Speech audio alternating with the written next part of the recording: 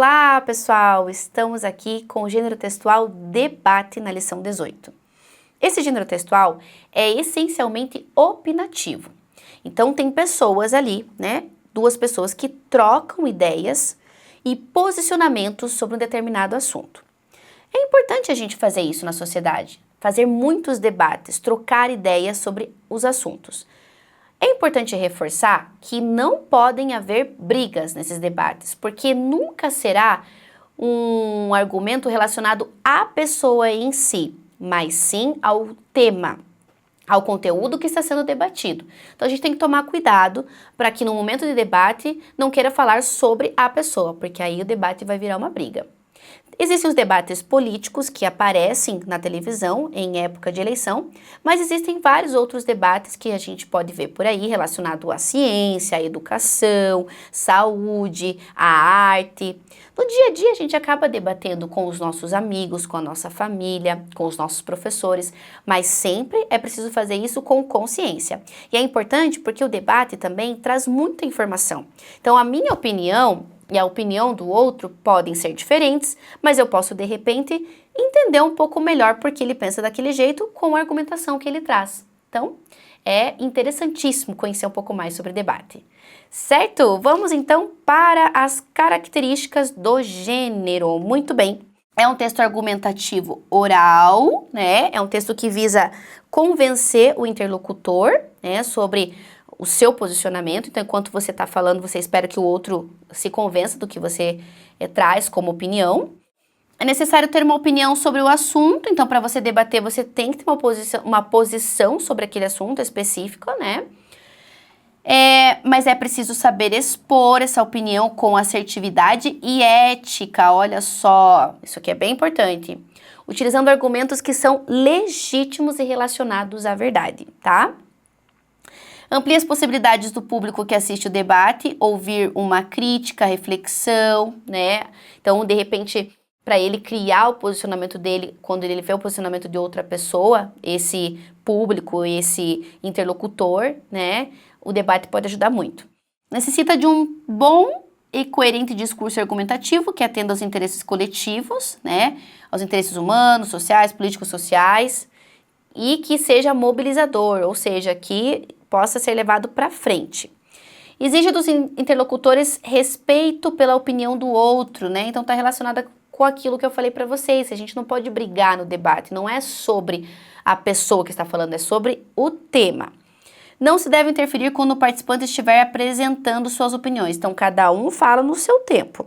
Também temos, pessoal, o debate regrado. Esse debate necessita de alguns elementos, que é o mediador, os debatedores e o público. Um exemplo desse debate regrado é o debate feito com políticos em época de eleição, né? Você já deve ter visto alguma vez, se não viu, busque algum vídeo que mostre isso para que você entenda melhor como funciona.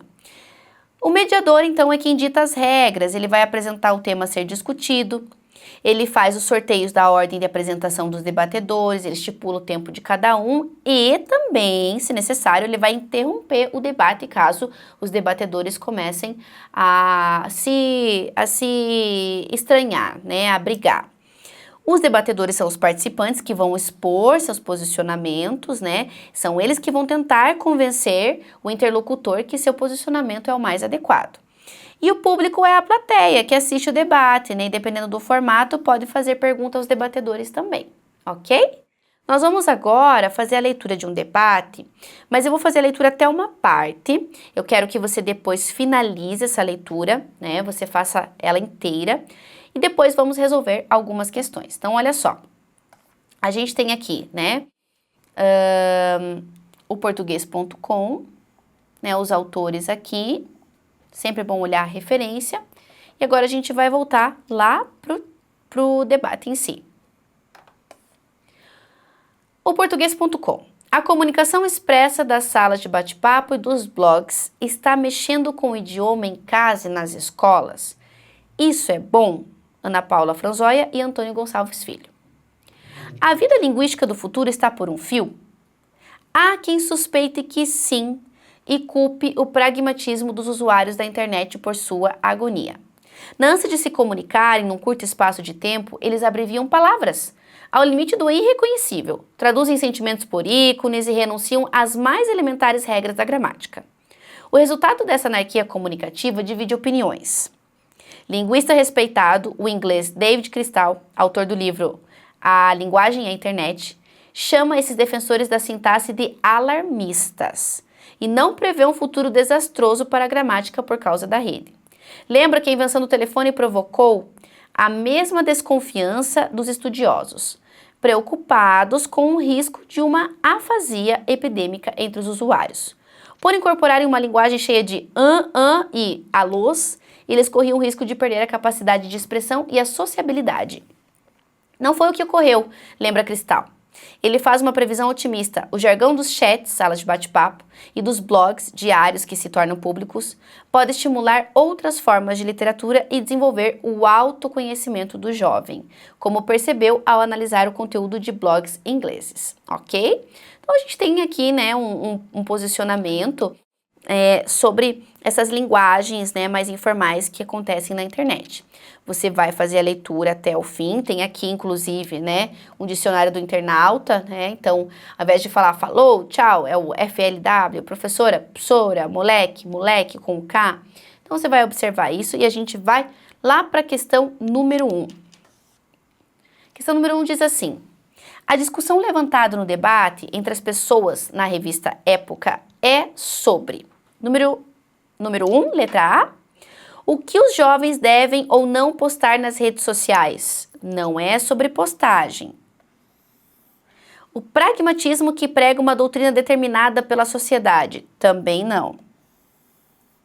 A qualidade da linguagem usada nas salas de bate-papo e nos blogs? Sim, essa é a crítica.